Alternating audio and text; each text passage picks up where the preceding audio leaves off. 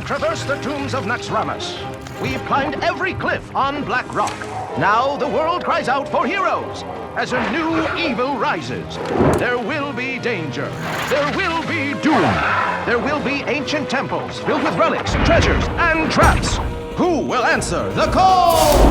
We will lead, explorers lead, and we are in need of explorers. Adventure we seek, cross land and sea. Born to come and join us. Yes!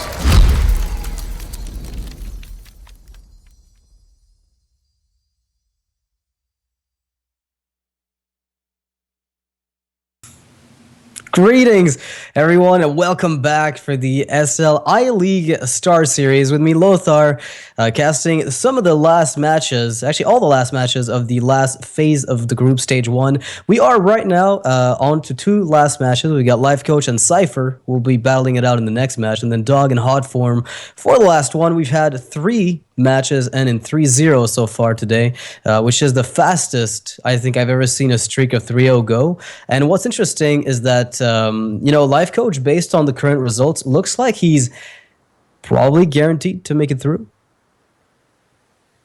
Something along those lines, I think. Lothar has disappeared, or maybe not. He's here, but he can't talk. What a sad life. Do you need to USB? Don't leave me alone, dude. You know how much chat loves me. You'll be fine, Lothar, I promise. That being said, here's the score sheet. We got Lifecoach looking pretty glorious with 2 wins, 1 loss, and he's got the highest point difference between all the players.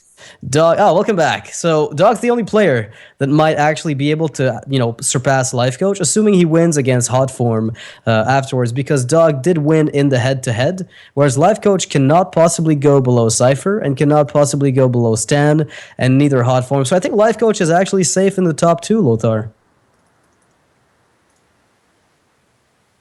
No more Lothar. Sorry, guys. Lothar lied. Yeah, well, just another day in Skypeland where things happen. Yep, pretty glorious. That being said, look at this glorious guy's face right there. Cipher getting ready to pounce on his German opponent. Pretty swaggy hair. Just put a little tree in that picture. I think you're good to go. Lothar's on his way back. Don't know how long it'll take, but... All right, so we'll see Lifecoach's Malagos Warlock versus the mid-range Paladins from Cipher. It's kind of awkward talking to yourself. It's kind of like streaming, except you're not the one playing, so it's even worse. Like when I talk to you and I don't talk to anyone else, it's like I assume you're all blind and you can't actually see what I see. Yep. I like it. Awkwardness makes the world go around, right?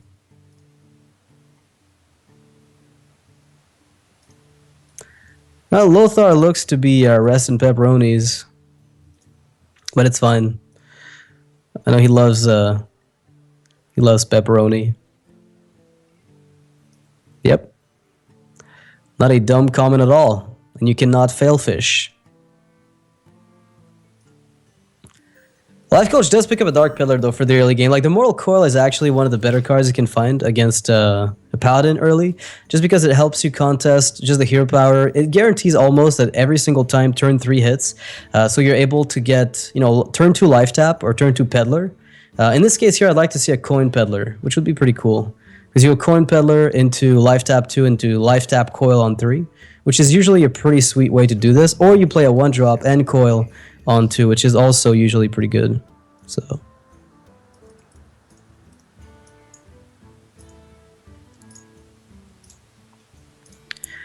it's kind of awkward, though. It does mean that your follow-up curve is a little awkward. What's up? Are you back, Lothar? All right, there you are. So I was talking about the turn. The Dark Pillar is actually interesting because it actually makes you want to coin it out, because your turn 2 can be Life Tap, and your turn 3 can always be Life Tap Coil or Life Tap 1-drop, right? So is there ever a moment as a Warlock where you don't coin out Peddler? Now that I think about it, since you always get a 1-drop to weave in on 3. I think that's a very good assessment. I think you're actually right. There might be no uh, no situation when you don't coin out the peddler. It's true. Yeah, I just realized that while talking about it. Really, it's kind of cool. It's a really interesting card in the way that it functions. Now, here usually you see Lifecoach may be inclined to go for a life tap, but he also has the option of just going for Secret Keeper, attack, then coil. So that gives him the card draw that he would get from life tap, and he gets to develop an extra body on the board. Well, when I think about it, the only reason why you might not coin out the peddler is if you have an example 2/4 drops, and you would like to. You'd Sure. like to have to play Twilight Drake on 3 into Twilight Drake on 4, or something similar, right? Yeah, that makes sense because you coin out the first one and then you play the other one. So that would be a good example of a moment where you try to ask, like, you want to stagger them on turn 3 and 4 instead of playing them on 4 or 5. So yeah, that does make sense. But in this situation, of course, it didn't make that much sense, and it was better to just coin out the peddler. It's turn 2 for Lifecoach. This is an interesting turn. If you develop 2 minions on board, I mean, developing minions on board against Secret Paladin might be very important in the beginning of the games, especially when you have Secret Keeper already in hand. That means your opponent can't play his own secrets until he gets rid of that. Of course, he has a way Right. of doing that with the Massive Battle, but at least it's getting bait out, right?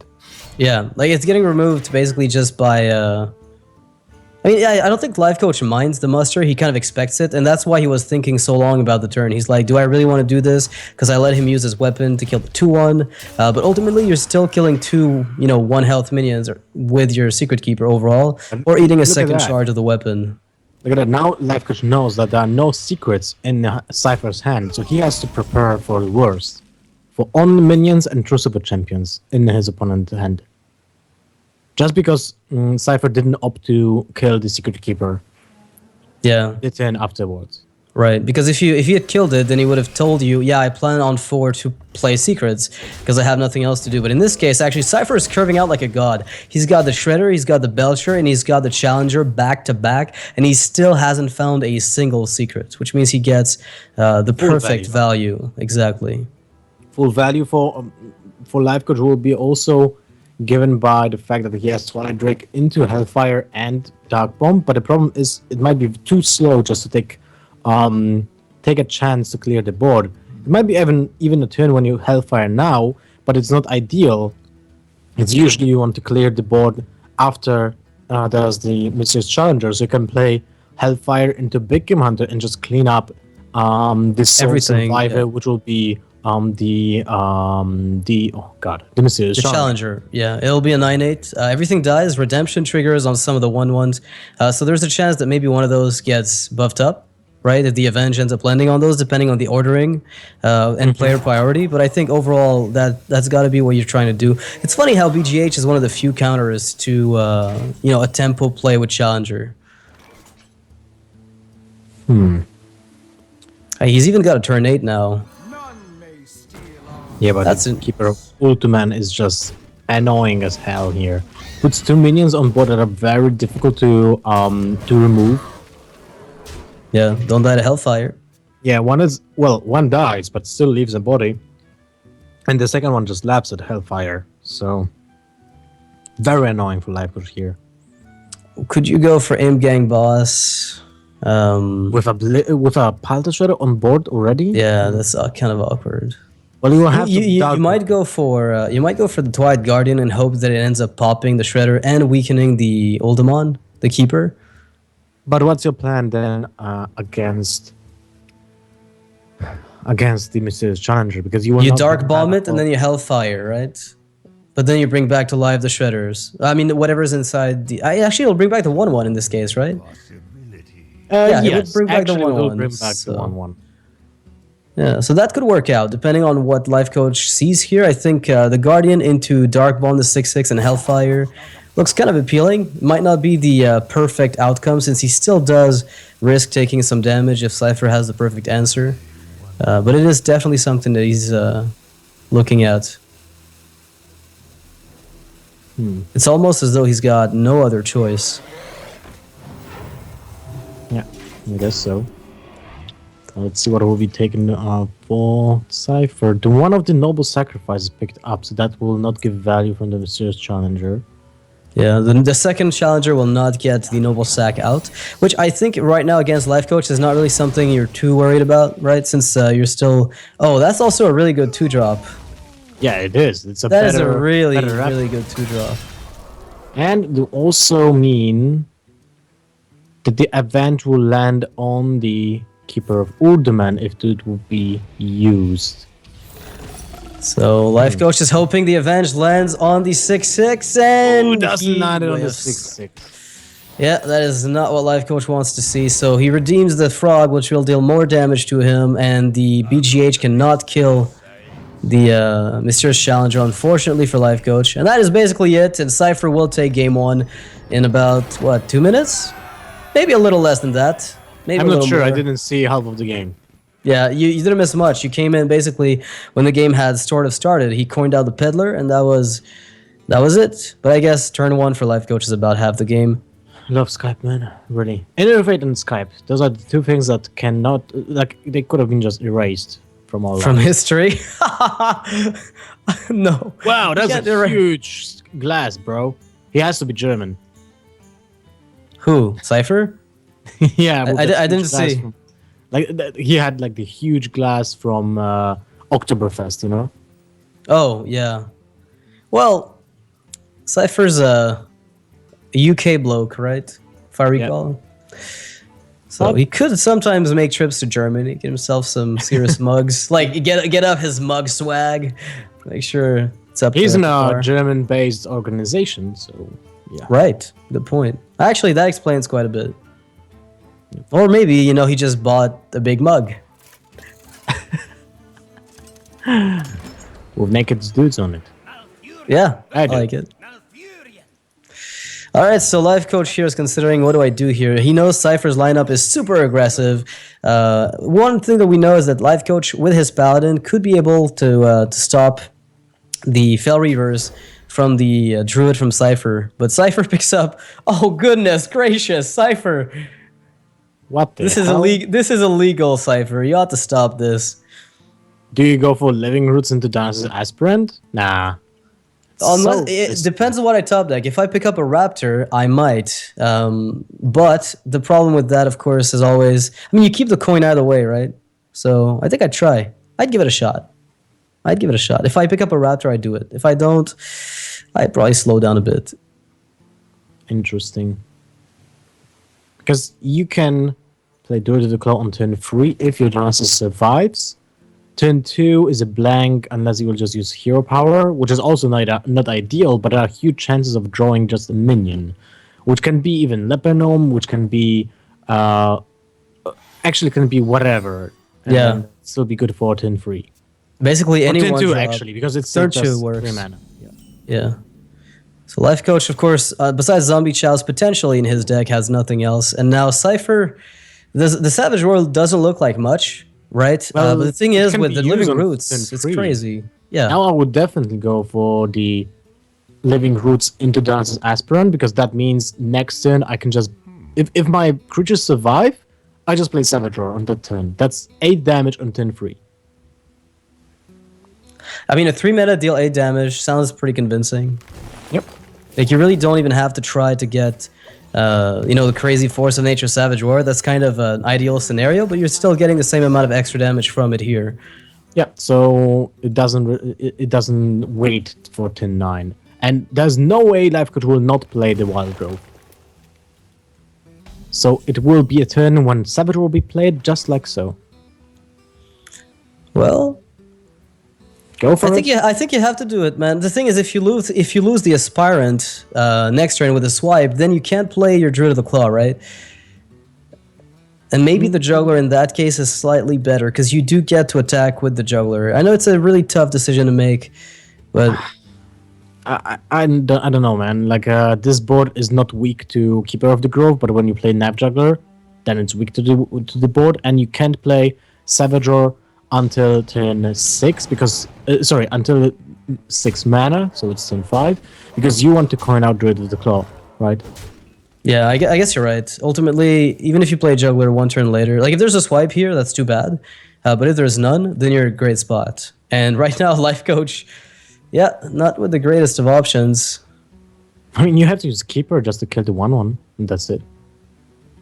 But then the problem is that Cipher would drop the Druid to the Claw in Taunt form and just deal additional free damage. And the Druid to the Claw is not easy to remove at all. Even though he has the access to Force of Nature, it's just still too far away to play it. Yeah, it's kind of interesting because the way the turns are going to go for life coach basically means that he has to stagger removal over multiple turns. And I feel like maybe damaging the aspirant might be okay as well as an alternative. Assuming you expect your keeper to be dealt with somehow, whether it's wrath here, well, there's no wrath, like a coin play of any sort. Like, what do you do if you don't kill the keeper at some stage? As long as he doesn't silence it, we're good to go, right? Yeah. That's pretty much the only thing you cannot afford to do. All right, Cipher is going to take advantage, hopefully, of this extra mana crystal that he's got lying around. Now, the problem with Cipher's perspective is if I play Druid of the Claw in taunt form, and a swipe gets top decked, I lose my entire board. But he still gets the initiative either way. So I'd take the opportunity. Would you see him, just charge with this, honestly? I wouldn't be too surprised if he did. Really? But that leaves it weak to the second keeper. But yeah, what would you play against around the second keeper, right? Yeah, but I mean, everything is weak to swipe no matter what. So you just push face because swipe would have dealt with your 4/6 anyway, and now you're giving the swipe the same value except you didn't deal the damage. So you might as well just do this and try to find the extra damage going forward in the game. Yep, and no swipe guarantees that this board is a nasty one to deal with. What has to be done here is that Lifecoach has to play second keeper just to kill the 4/4, or wow, he's going for the Azure Drake. He's going to use force. He's trying to maximize the value of his removal. I can't say I disagree with this. He's forcing his opponent to have swipe or Savage War number 2, right? I don't think there's anything else. Druid of the Saber, 2 of them would actually do it. But those are very specific scenarios. So Lifecoach is trying to min-max the value of Force of Nature. And right now, it's looking okay. But he's at full HP. Right. He's almost dead, but this is one of the few ways in which he could win. And he's not playing a super taunt-heavy druid, so there's no way he can drop like 2 Ancient of Wars back-to-back, which would probably help him seal the deal, when you think about it. But yeah, that's impossible. That's true. If he's able to get... even a Druid of the Claw in taunt form would be good, actually. Is there a universe in which you don't play Forest? There's no way you can live if you don't. Well, there's nothing that can help you from the Pulse Shredder. Everything is annoying here. Doomsayer would actually be annoying. Explosive Sheep. Yeah, Explosive Sheep is actually kind of alright. So you have to kill... Well, you have to kill the 4/4 with the tree and the 2/2 and kill the ooze with the 4/4, right? Or do you kill the 3 small? No, you have to kill the 4/4. Yeah, you have to kill the 4/4, otherwise you're dead. So yeah, you have to keep the Drake alive. Whoa, you can kill the 1/2 with that. I thought he was throwing away the Drake. Yeah, for a second I thought that too, but that's probably game on a this game over on a 50% basis, right? yeah, the 50-50 juggle now goes to face or not, and will tell us if it's game or not, and it's game. So 2-0 Turn for 5 kill for Cipher. Wow. 2-0. Very explosive start with the help of Innervate. Yeah, sounds like Innervate's a good card. The thing is, it was a combination of everything that lined up, because it wasn't just the Innervate or just the Living Roots opener or the coin. It was Lifecoach having no Wrath, no Aspirant of his own, no swipe, nothing, right? Like 0 removal for the early game meant that basically Cipher was allowed to do whatever he wanted. Yep, exactly. Like I love the Cipher draw on turn 3. The 8 damage when you think about it, 8 damage for 3 mana on turn 3 when you play an aggressive deck. Why wouldn't you play that card? Right? When Yeah, you have like when you have a drop for next turn, and you know that he will not be able to play just almost a Pyroblast for 3 mana until turn 6, and it actually will get worse in most situations, then you use that card as soon as possible in that kind of deck. Yeah, and what's interesting is Savage Roar isn't a card like let's say I gave you a card that said it's a spell, deal 3 damage. Deal 8 damage, 3 mana. But it's not it doesn't give you a board, and it's like a fireball. You would play that for burn late game, right? But turn 3, you would probably not just push face with it because you don't have a board afterwards. But in the case of Savage Roar, your board stays alive. You just have a board, and it just gets free damage in, so you don't lose anything from it, which is really impressive. And so we have Cipher's last deck. It is the Tempo Mage. Lifecoach is playing his Reno Paladin, and he's got the Reno already set up, which gives him a lot of I guess it gives him a lot of wiggle room, right? He can do what he wants and play it cautiously or aggressively. But Cipher has an awful opening hand. 2 Spellslingers. If he would have the coin, he could have curve out almost okay. But in this situation, wow, so bad. He's so far away from being, the tempo deck. But you know what they say about Spellslinger? Oh, Well, the Dark Ball. Unleash the Hounds against a Paladin, very useful card. Yeah, especially if you pick up Kill Command from the other Spellslinger. Hilarious. Well, no, you have PTSD, Lothar. Or maybe Bestial Wrath. Bestial Wrath's actually not half bad if when you get it with Unleash. It's just the type of card that you would never put in your deck. It's kind of like when Jeweled Scarab gives you MC Tech, and you're like, yeah, I didn't really find room for that in my deck, but I'll take it. It's probably the 31 card in your deck, right? Right, exactly. 31st? 31st. Yeah, it's 31st. But I think And 31 Kokomo. sounds a lot cooler. Herder, English Horde. Yes. That's Kokomo interesting. makes- It's kind of anti-synergetic with the Acolyte of Pain because you're not getting the cards from it. And I love that how Lifecoach didn't attack with the Kokomo because it will give him a lot of value, and he's not going in for the aggressive plays here. Doesn't really matter if he deals that 2 damage to Cipher's hero right now. When you think about it, he has the old Unleash the Hounds for 2 mana. I mean, not the oldest one, but the one from 2 erratas before. when you hear that, it's actually hilarious because Unleash the Hounds was 4 mana after the first change, when there's actually a different card. The 1 mana Unleash the Hounds, right, with the +1 attack and Yeah, that was permanent- idiotically OP.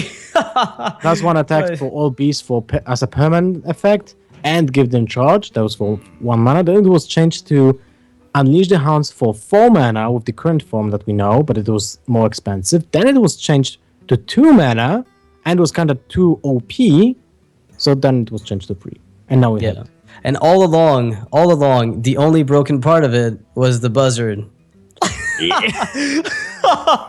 And it took so long Yeah. before that was addressed, but it's kind of funny to think about.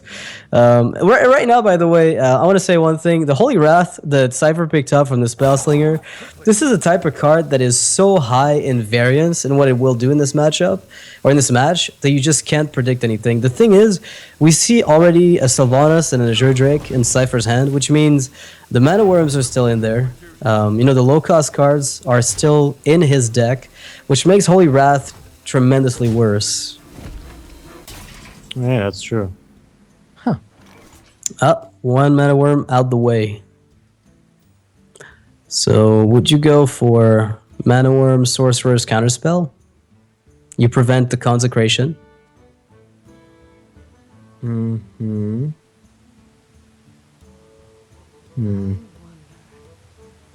Well, You could overdraw Lifecoach by using Unleash, but I don't think don't that's think that pays necessarily a good idea. Yeah, exactly. That's a pretty terrible idea if you plan to, win the game.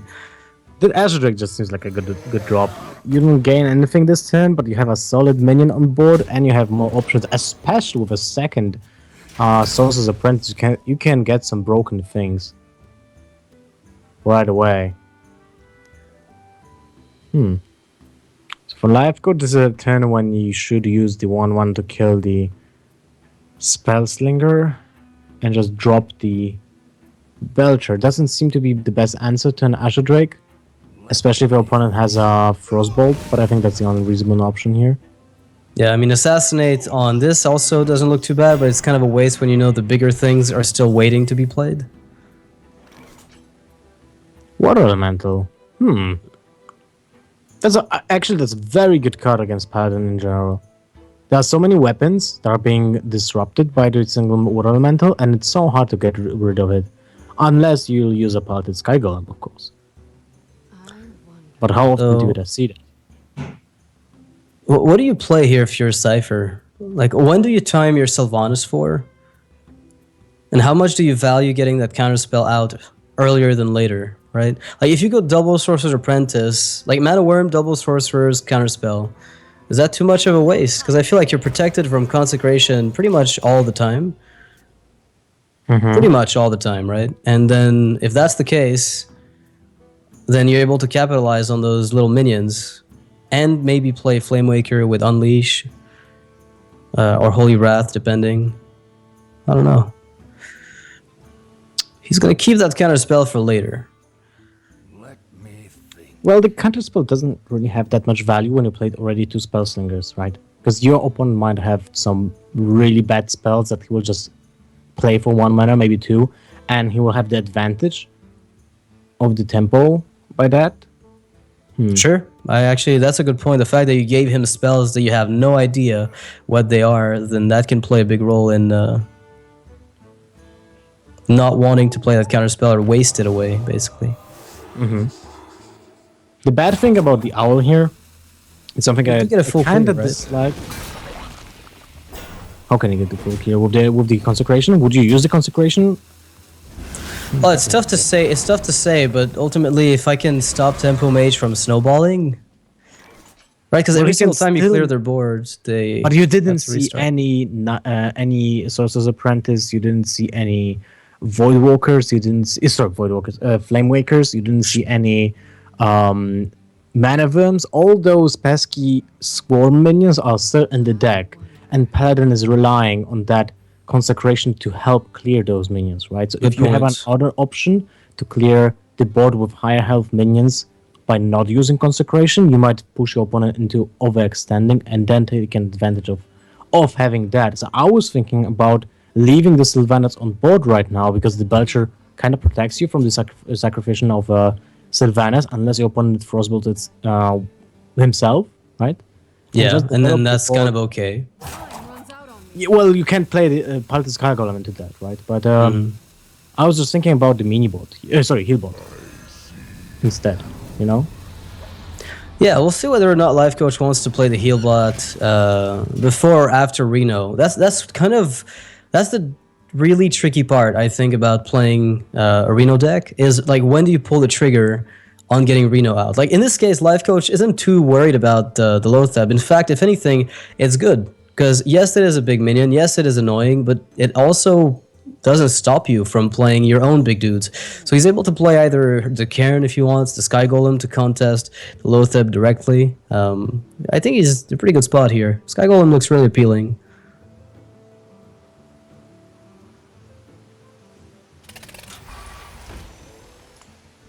Yeah, Sky Golem looks to be the single best way to contest.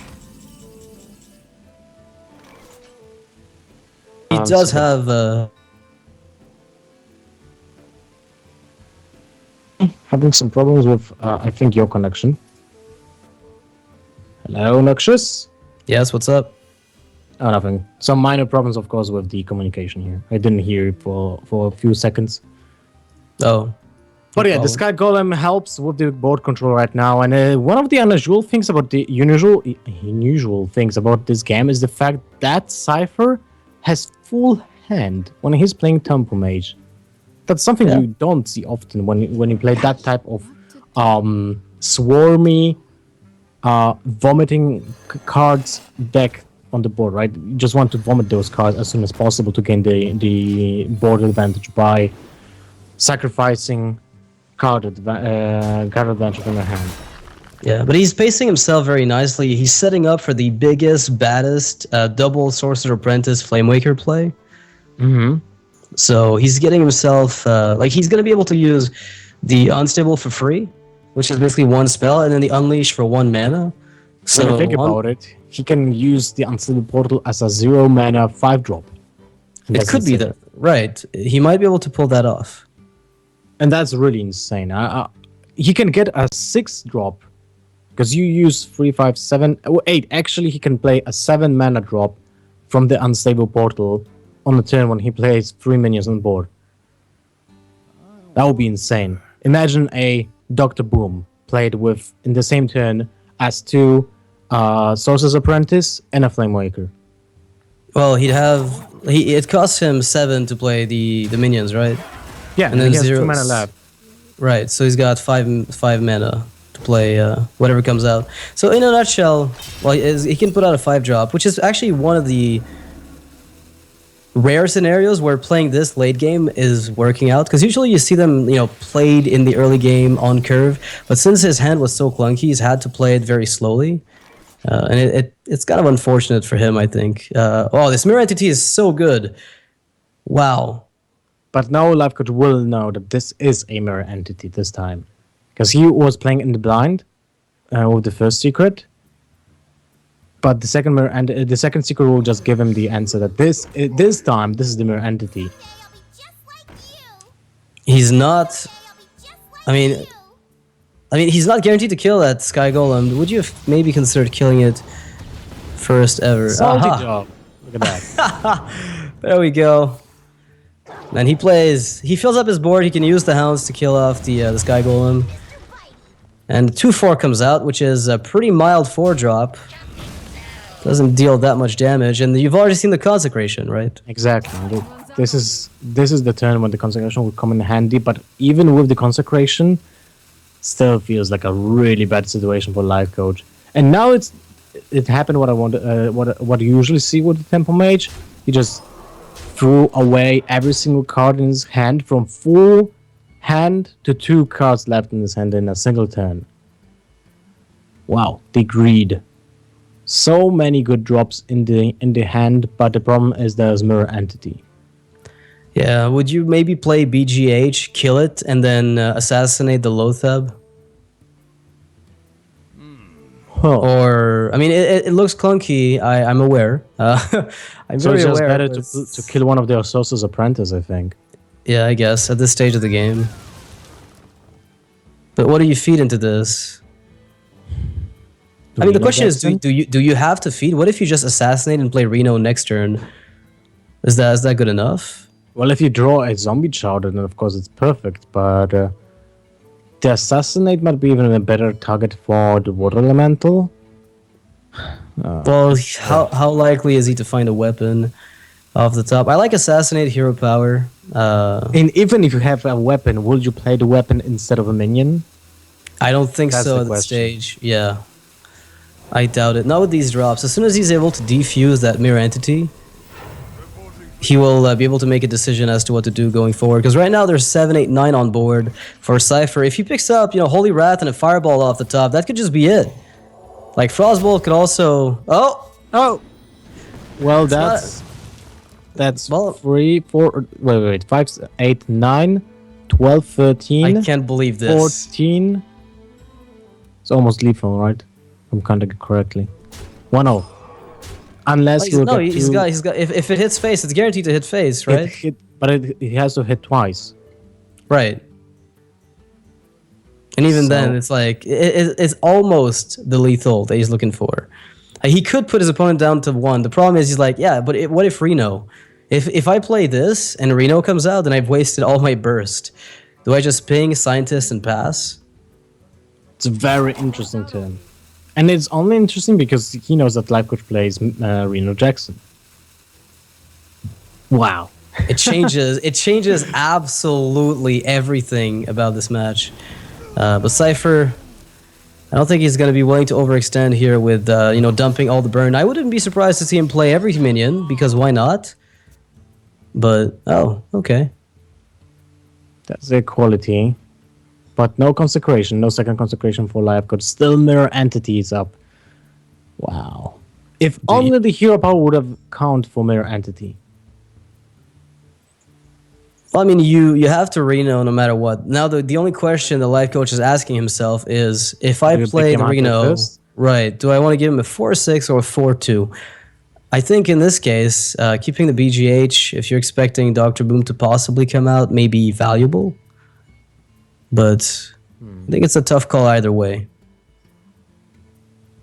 And Lifecoach actually has a lot of excruciating decisions to make in these in this series. Every single time he has a move to make, he's always a little off. Maybe that consecration early game was, as you mentioned, a bit too overeager. Mm-hmm. I mean, I'm sure the Lifecoach had his way of thinking. Probably the turn when the counter spell was played instead of mirror entity is what really crippled Lifecoach decisions, and that was the problem.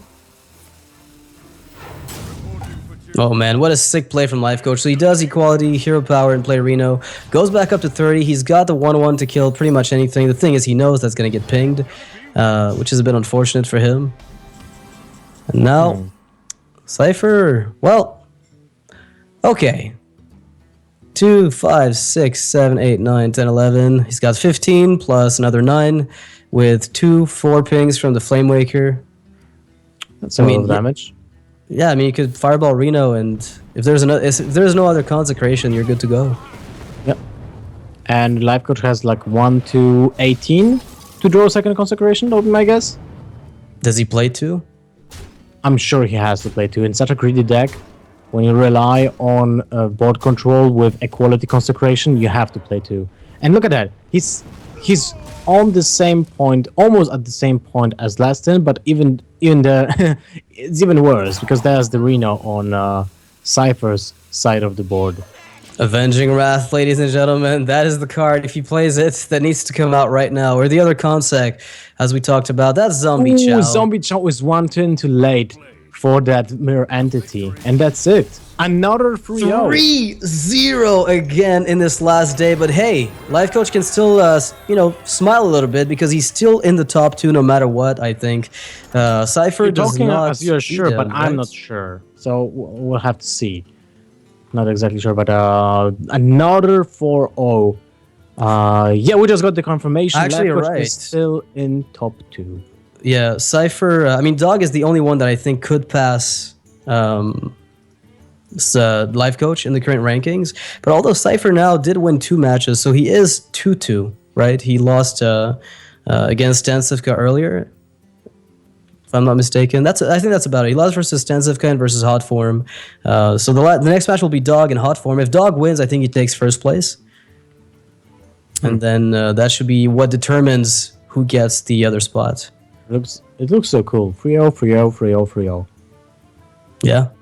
I mean, What I a guess if Dog wins and Lifecoach is second, then Cipher winning against Lifecoach, does that bump him up a bit? I think he still has more points than everyone else, no matter how you look at it. Yeah, he still does. So the last game is between Dog and Hot Form, and Hot Form has no chance of advancing, while Dog is guaranteed to be either first or second. So we basically have our top 2 for the time being. Well, he can't be the second because wait, he can, because then Lifecoach pops to the top 1, right? Right. Yeah, that's how the system works. Yeah. Yeah. Well, first place and second place kind of they shift. So that being said, guys, we'll be taking a quote unquote short break. It really depends. We have really quick matches, and the broadcast schedule has to be followed. So you can still watch the music and enjoy the do and the screams and watch the music. That's a new one, bro. Dude, I mean, this is... And the new generation has so much ways to enjoy the music. They can watch it. Wow. I don't watch streams for the people. I don't know if you knew that, but I'm just here for Plug DJ. And that being said, we're taking the short break, guys. We'll be right back. Stay tuned. Don't go anywhere. We'll keep playing.